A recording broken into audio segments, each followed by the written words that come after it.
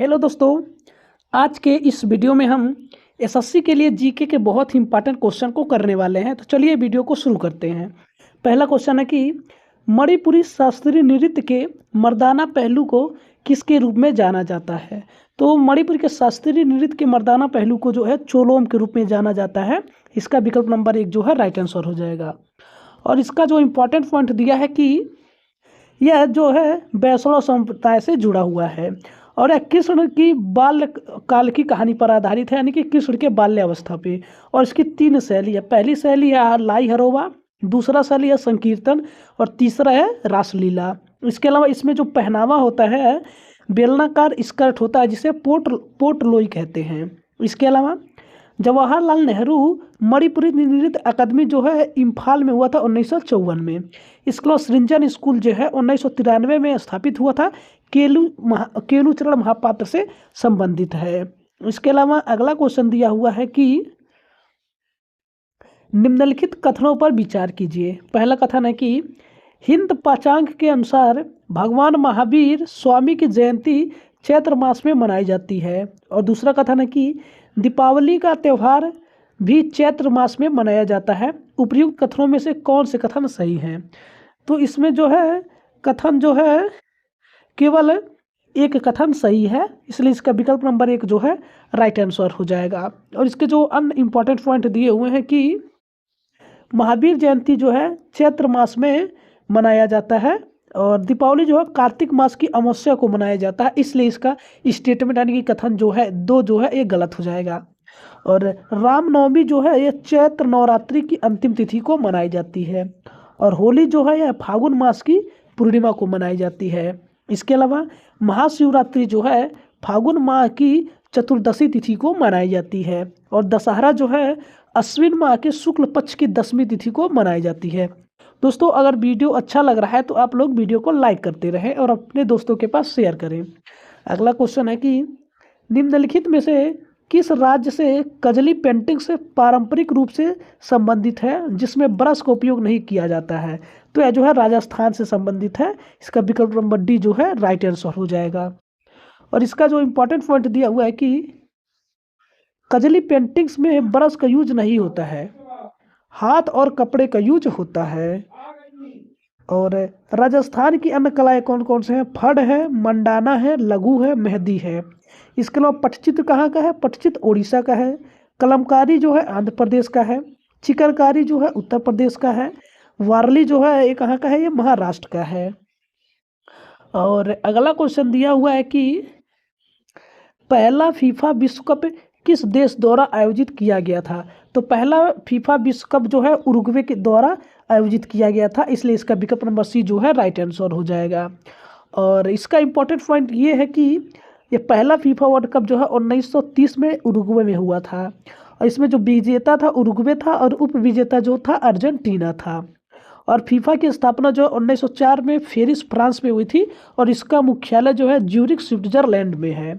और मेंस यानी कि आदमियों के लिए 2022 में हुआ था। इसमें विजेता अर्जेंटीना था और आयोजन जो है कतर में हुआ था।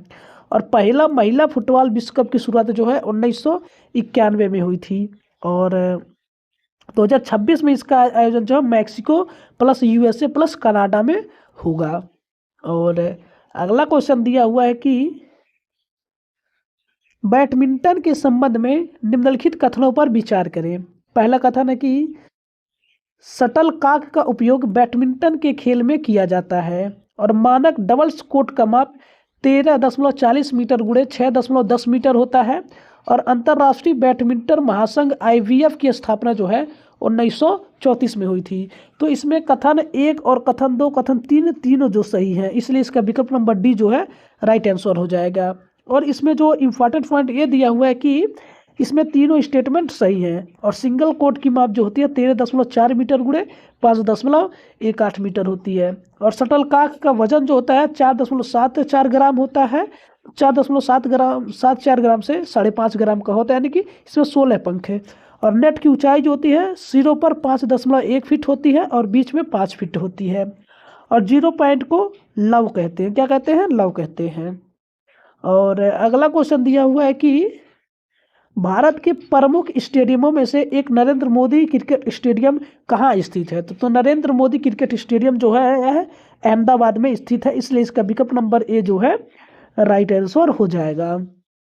और इसका इम्पोर्टेंट पॉइंट दिया हुआ है कि इसका जो नरेंद्र मोदी स्टेडियम का पुराना नाम जो है वो मोटेरा स्टेडियम है, और में जो है चिन्ना स्वामी स्टेडियम जो है बेंगलुरु में है, और इकाना जो अटल जी स्टेडियम जो है लखनऊ में है, ग्रीन पार्क स्टेडियम जो है कानपुर में है, रूप सिंह स्टेडियम जो है ग्वालियर एमपी में है। इसके अलावा नेशनल क्रिकेट एकेडमी एनसीए जो है बेंगलुरु में है, यह 2000 में स्थापित हुआ था।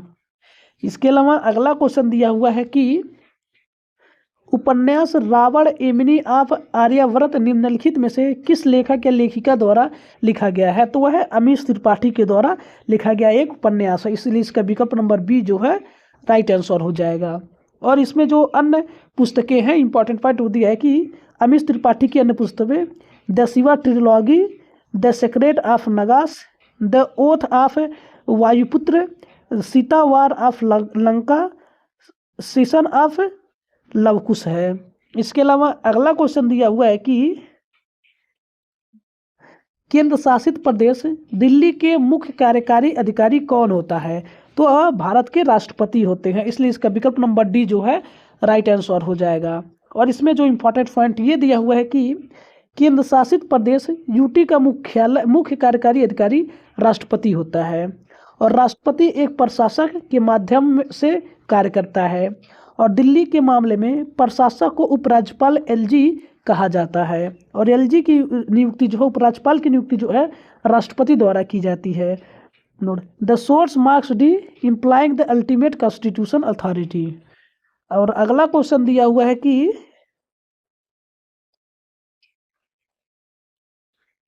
भारतीय संविधान के किस अनुच्छेद में उल्लेख है कि राष्ट्रपति पुनर्निर्वाचन के लिए पात्र है?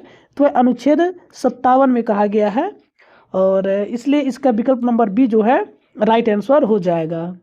और इसमें अनइम्पॉर्टेंट पॉइंट ये दिए हुए हैं कि अनुच्छेद 52 में ये कहा गया कि भारत का एक राष्ट्रपति होगा, उसके पद के बारे में बताया गया है, और अनुच्छेद 54 में यह कहा गया कि राष्ट्रपति का निर्वाचन बताया गया है, और अनुच्छेद 56 में राष्ट्रपति के कार्यकाल के बारे में बताया गया है, और अनुच्छेद 57 में ये बताया गया है कि पुनर्निर्वाचन यानी कि दोबारा राष्ट्रपति के चुनाव के बारे में, और अनुच्छेद 61 जो है राष्ट्रपति के महाभियोग से संबंधित है। ये सभी जो है बहुत ही इंपॉर्टेंट आर्टिकल हैं। दोस्तों, अगर आपको वीडियो अच्छा लग रहा है तो आप वीडियो को लाइक करते रहें, और चैनल पर पहली बार विजिट किए हैं तो चैनल को सब्सक्राइब करें और अपने दोस्तों के पास शेयर जरूर करें।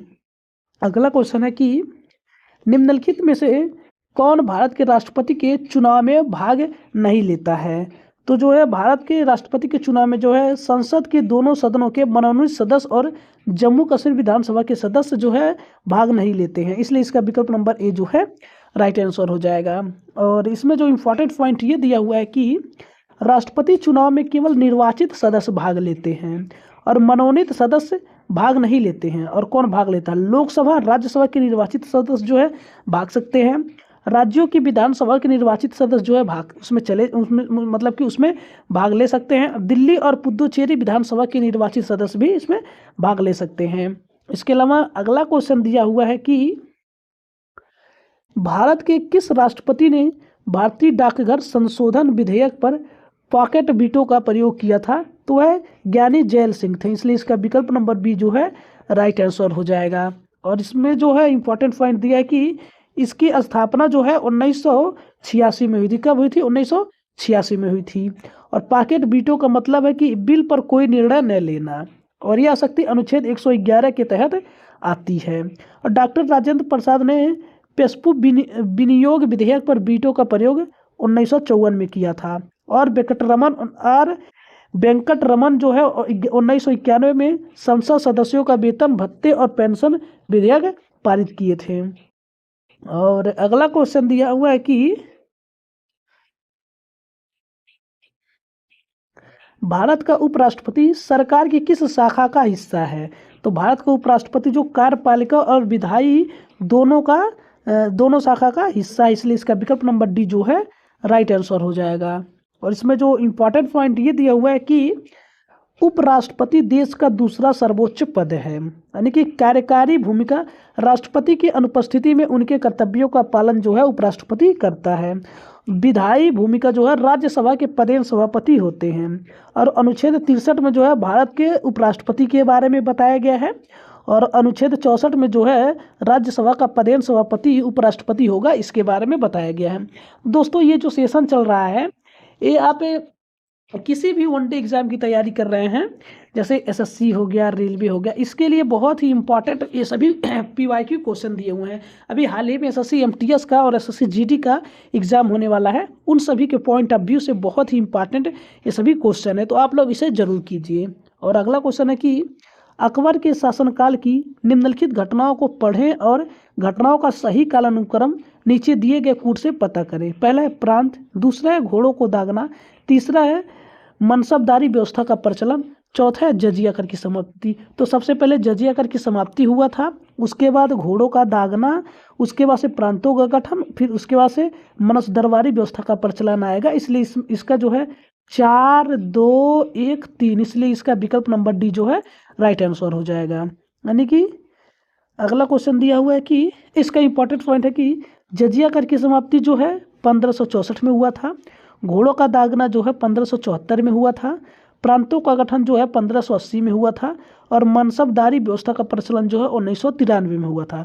इसके अलावा अदर की डेट्स, इबादत ताखाना जो है 1575 में हुआ था, और दीन ए इलाही जो है 1582 में हुआ था।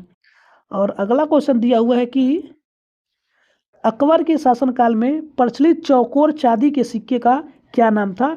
तो चौकोर चांदी के सिक्के का नाम जो है जलाली था, इसलिए इसका विकल्प नंबर सी जो है राइट आंसर हो जाएगा। इसके इंपॉर्टेंट पॉइंट दिए हुए हैं कि जलाली चौकोर चांदी का सिक्का है, मोहर जो है सोने का सिक्का है, रुपया जो है चांदी का सिक्का शेर शाह सूरी द्वारा शुरू किया गया था, और अकबर का अंतिम अभियान जो है असीरगढ़ जो है 1601 ईस्वी में हुआ था, और गुजरात अभियान जो है 1571 से 72 में हुआ था। और अगला क्वेश्चन दिया हुआ है कि किस मुगल बादशाह का मकबरा रावी नदी के तट पर निर्मित है। तो जहांगीर का मकबरा जो है रावी नदी के तट पर स्थित है, इसलिए इसका विकल्प नंबर सी जो है राइट आंसर हो जाएगा। और अगला क्वेश्चन, इसका इंपॉर्टेंट पॉइंट ये दिया हुआ है कि जहांगीर का मकबरा जो है सैदरा लाहौर रावी नदी के किनारे पर स्थित है, और बाबर का मकबरा जो है काबुल में स्थित है, और हुमायूं का मकबरा जो है नई दिल्ली में स्थित है, शाहजहां का मकबरा जो आगरा ताजमहल में स्थित है। यानी कि जहांगीर जो है 1605 से 1627 तक उनका शासन था, और इनके बचपन का नाम क्या था, सलीम था। इसके अलावा अगला क्वेश्चन दिया हुआ है कि जहांगीर की किस रानी ने जहर खाकर आत्महत्या की थी। तो मानबाई ने, ये भी जहांगीर की एक रानी थी, इन्होंने जहर खा के आत्महत्या की थी, इसलिए इसका विकल्प नंबर बी जो है राइट आंसर हो जाएगा। और इसमें इंपॉर्टेंट पॉइंट ये दिया हुआ है कि मानबाई जहांगीर की पहली पत्नी और मानसिंह की बहन थी, और उपाधि जो है शाह बेगम पाई थी। पुत्र खुसरो के विद्रोह से दुखी होकर उन्होंने आत्महत्या की थी। जहांगीर ने 1611 में मेहरुन्ना नूरजहां से शादी की, और चित्रकला का स्वर्णकाल जहांगीर का शासनकाल कहलाता है। ये पॉइंट जो है बहुत ही इंपॉर्टेंट पॉइंट है, चित्रकला का स्वर्णकाल जहांगीर का शासनकाल कहलाता है। इसके अलावा अगला क्वेश्चन दिया हुआ है कि युवराज खुर्रम ने किस वर्ष शाहजहां की उपाधि प्राप्त की थी। तो वह 1617 ईस्वी में शाहजहां की उपाधि प्राप्त की थी, इसलिए इसका विकल्प नंबर डी जो है राइट आंसर हो जाएगा। और इसके जो इम्पॉर्टेंट पॉइंट ये दिए हुए हैं कि अहमदनगर विजय जो है 1617 के बाद जहांगीर ने खुर्रम को शाहजहां की उपाधि दी थी। इसके बाद शाहजहां का शासनकाल जो है 1627 से 1658 तक था, और उनकी पत्नी जो है अर्जुनमंद बानो बेगम जो है मुमताज महल में रहती थी। शाहजहां के काल को स्थापत्य कला का स्वर्णकाल कहा जाता है, और ताजमहल का निर्माण जो है 1631 से 1653 के बीच में हुआ था। और अगला क्वेश्चन दिया हुआ है कि सूची 1 को सूची बी से सुमिलित किए। पहला खेतड़ी, खेतड़ी जो है ये तावा का था, और गिरडीह जो है ये कोयला का था, और सूदरगढ़ जो है यह किसका था, यह लव अयस्क का था। और कोरापुट जो है बॉक्साइट का था, इसलिए इसका विकल्प नंबर डी जो है सही हो जाएगा। यानी कि ए वाला जो है दूसरे से जाएगा, बी वाला जो है 3 से जाएगा, सी वाला जो है 4 से मिलेगा और डी वाला जो है पहले से मिलेगा। और इसका अन्य इम्पॉर्टेंट पॉइंट ये दिया हुआ है कि खेतड़ी राजस्थान का यह तावा से मिलेगा, गिरडीह झारखंड का यह कोयला से मिलेगा, सुंदरगढ़ उड़ीसा जो है लौह अयस्क है, और कोरापुट उड़ीसा जो है बॉक्साइट का है।